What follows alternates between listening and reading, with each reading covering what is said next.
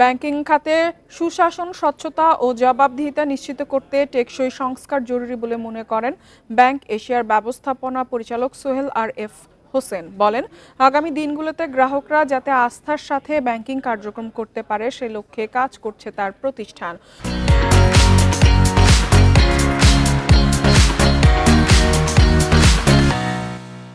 মঙ্গলবার রাজধানীর একটি হোটেলে ব্যাংক এশিয়ার ২৫ বছর পূর্তি উপলক্ষে সংবাদ সম্মেলনে প্রতিষ্ঠানটির কর্মকর্তারা বলেন, আগামী ৩ বছরের মধ্যে কর্পোরেট ব্যাংকিং এর পাশাপাশি সমান গ্রাহক সৃষ্টি করতে চান এসএমই খাতে।